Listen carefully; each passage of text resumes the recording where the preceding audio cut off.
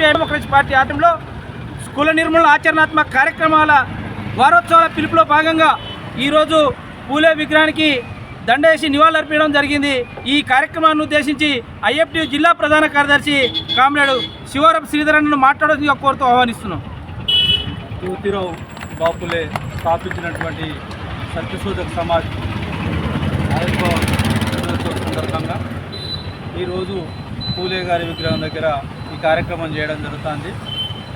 నాడు కులాలకు వ్యతిరేకంగా లేదా జరుగుతున్నటువంటి అక్రమాలకు వ్యతిరేకంగా విద్య లేనటువంటి సమయంలో జ్యోతిరావు బాపులే సతీమణి గారు మహిళలకు విద్యను అందించాలనేటువంటి లక్ష్యంతో చేసినటువంటి దాంట్లో ముందున్నటువంటి వాళ్ళు జ్యోతి బాపులే దంపతులు ఇద్దరు పనిచేసినటువంటి పరిస్థితి।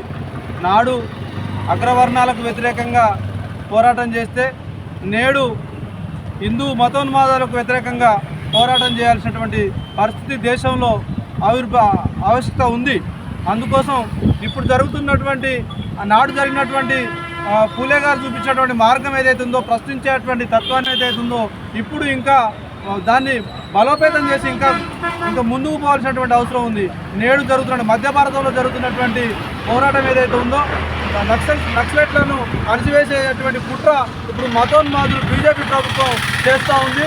నాడు అగ్రవర్ణాలు చేసింది అంటే నాటికి నేటికి మార్పు ఏం లేదు। ఆ రోజు అగ్రవర్ణాలు చేస్తే ఈరోజు మత ఉన్మాదులు చేస్తున్నటువంటి పరిస్థితి।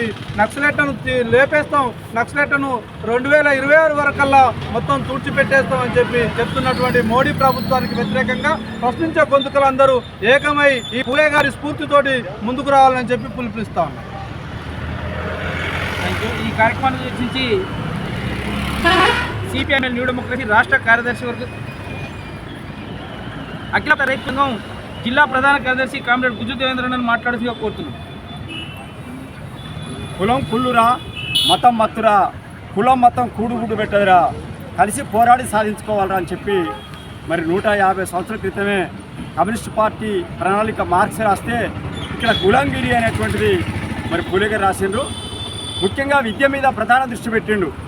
చదువు వస్తే విజ్ఞానం వస్తుంది, విజ్ఞానం ద్వారా ఆలోచనలు పెడతాయి, ఆలోచన ద్వారా మన వివక్షత ఎందుకు లేవు, భూములు మనకు ఎందుకు లేవు, దోపిడీ ఎందుకు కొనసాగుతుంది, ఈ కులాల పుట్టుకైంది, ఈ కులాలు నిర్మూలన జరుగుతాయని చెప్పి ఒక గొప్ప ఆలోచన చేసి మొట్టమొదటిసారిగా ఒక మాలి కులస్తుడు, అతను బీసీ, కానీ అంతకంటే వెనకబడ్డటువంటి మాలా మాదిగా ఏదైతే శూద్రులు ఇంకా అస్పృశ్యులని ఎవరైతే చెప్తున్నారో వాళ్లకు తీవ్రమైన అన్యాయం జరుగుతుందని వాళ్ళ బతుకుల్ని మొత్తం కూడా అధ్యయనం చేసి ఇది కాదు సమాజం, ఇట్లా కాదు మానవ సమాజం, ఉండాల్సింది మనుషులంతా సమానమే, ఎందుకంటే పీల్చే గాలి అందరిది ఒకటే, పుట్టేది అందరూ తల్లి కడుపు నుంచే, అందరూ రక్తతర్పణతో పుడతాం, చనిపోయేది కూడా అంతా మట్టిలోకే, సూర్యుడు చంద్రుడు గాలి వెలుతురు నీరు అంతా కూడా సమానమే, పంచభూతాలు అందరూ సమానమే, అయినా ఎందుకు ఈ భూమి మీద ఈ 100 సంవత్సరాల ప్రతి మనిషికి నీ వచ్చింది అని చెప్పి ఒక సరైన ఒక శాస్త్రీయమైన దృష్టితో తాను స్వయంగా కులాంచేత గురై తనకంటే ఇంకా నిమ్మన కులాలకు గురవుతున్నటువంటి పరిస్థితిలో ఆయన చదువు మీద దృష్టి పెట్టి మొదటగా తాను చదువుకొని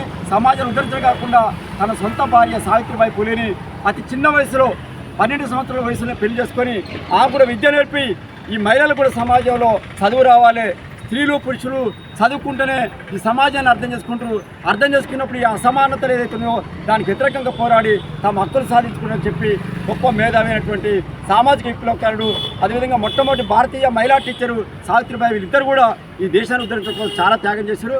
వారు చూపించిన మార్గంలో మనందరం పయనించాలి, ఎందుకంటే నేటికి భారతదేశంలో ఆధిపత్య కులాలు ఉన్నాలు ఇంకా నిమ్న కులాల మీద దాడులు చేస్తారు, పరువు హత్యలని చెప్పి ప్రేమించిన వారిని పరువు నష్టం మీద తల్లిదండ్రుల మొత్తం కూడా అగ్ర కులాల మొత్తం కూడా పేద కులాలపై అక్కడ దాడులు చేస్తారు।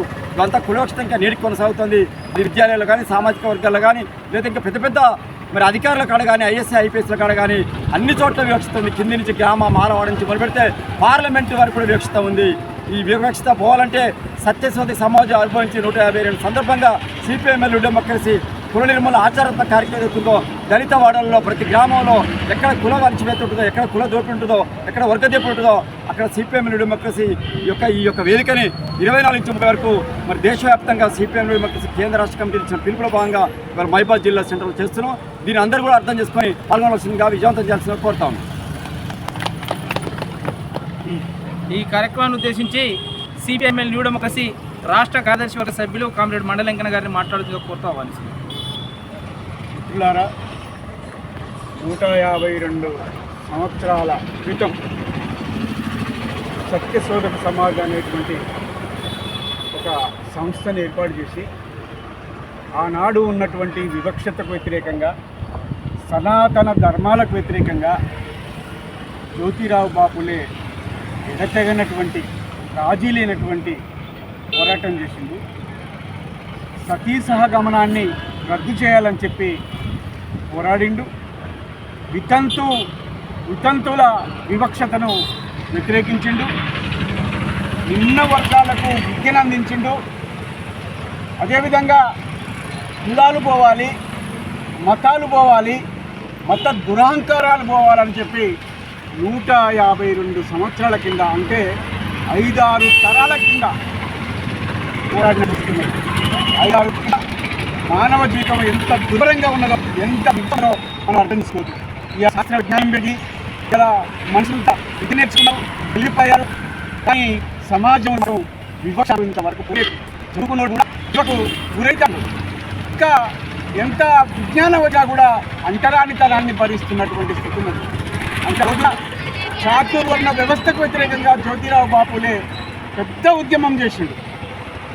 తలల నుంచి బ్రాహ్మణులు, ఛాతి నుంచి వైశ్యులు, తొడల నుంచి క్షత్రియులు, పాదాల నుంచి శూద్రులు పుట్టిందని చెప్పి ఇలా వేదాలు చెప్తున్నాయి. ఆ వేదాలు రాసినటువంటి వాళ్ళు వాళ్ళకు అనుకూలంగా చెప్పారు. కానీ మేము ప్రశ్నించేది ఒకటే, పంచమ వర్ణం ఎలా పుట్టింది? 4 వర్ణాలు మీరు చెప్పినట్టుగా పుట్టినాయి అనుకుంటే 5వ వర్ణం అంటరానితనం అనేటువంటి వర్ణం ఎలా పుట్టింది అని చెప్పి దానికి ఏ శాస్త్రం కూడా చెప్పనటువంటి స్థితి. అంటే వివక్ష అనేది, ఆ వివక్ష పోవాలంటే పోరాటం కావాలి. వివక్షత పోవాలంటే పెద్ద తిరుగుబాటు కావాలి. అందుకోసం ఇవాళ అనేక విధాలుగా అణిచినటువంటి ఈ బ్రాహ్మణవాదం, సనాతన ధర్మం పేరుతోటి ఇలా బహిరంగంగా చెప్తున్నారు.